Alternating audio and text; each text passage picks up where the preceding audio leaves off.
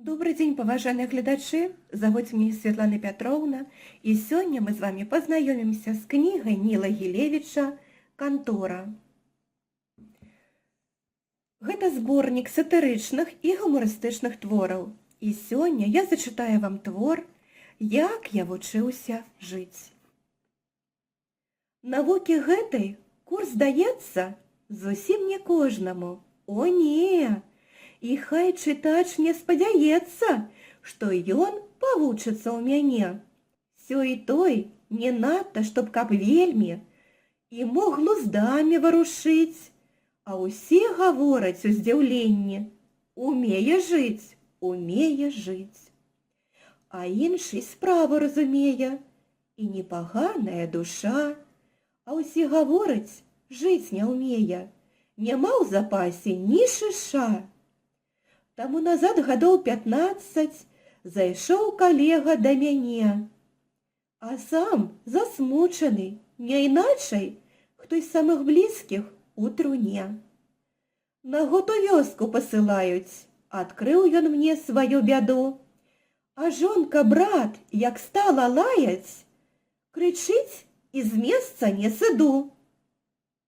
Я знаю, жонка не паедзе, і як адзін падамся я, аматар знойдзецца прыгледзець, у мэнт разваліцца сям'я.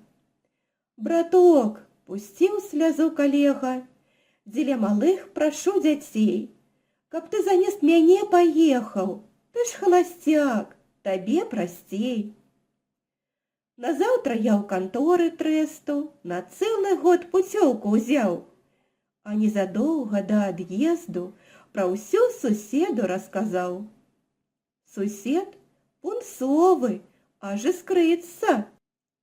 Ад смеху чэраўца дрыжыць. Табе ўжо колькі? Скора 30? Калі ж навучышся ты жыць?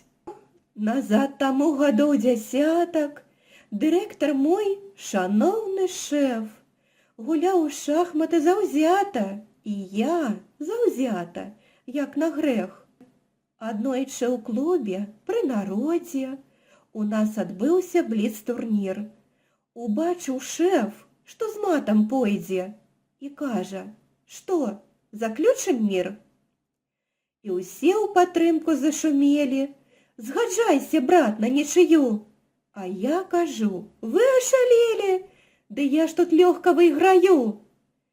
І выйграў партыю ў шэфа, і нават не падазраваў, што ў гэты момант недарэка я мора чорнае прайграў. Назаўтра ўранку шэф гаворыць: ты знаеш, брат, заяў гурма. 3 пуцёўкі ў санаторый, табе пуцёвачкі няма. Дык як, у Крым я не паеду? Так, не паедзеш, брат, у Крым. І вось пажаліцца суседу, іду я з горам са сваім. Сусед блішчыць, як цёрты лакам, ад смеху чэраўца дрыжыць. Табе ўжо колькі? 30 з гакам? Калі ж навучышся ты жыць?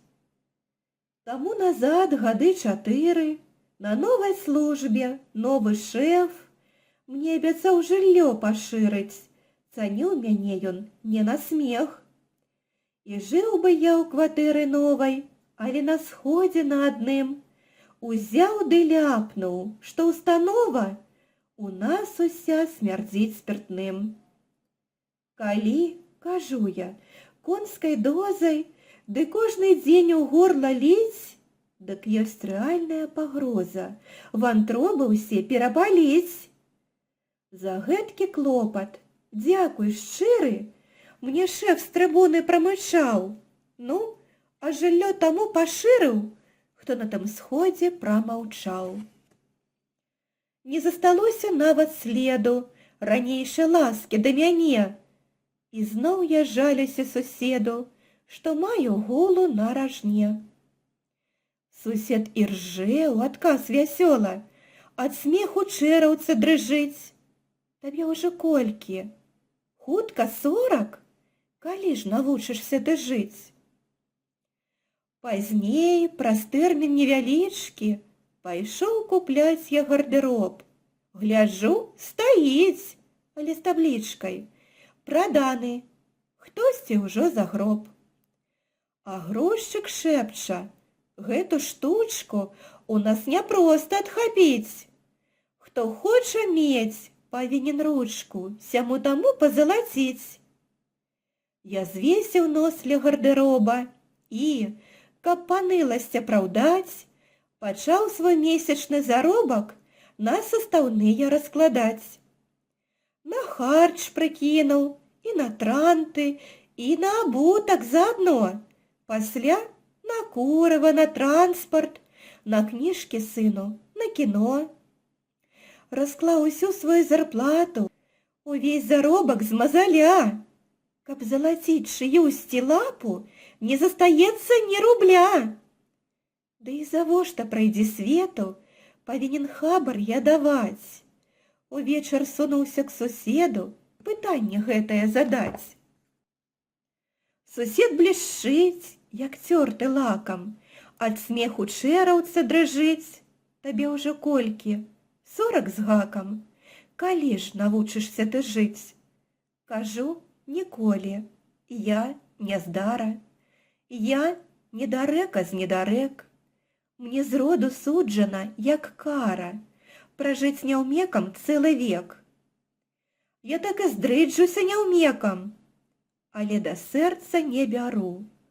Мне б толькі знаць, што чалавекам я памру.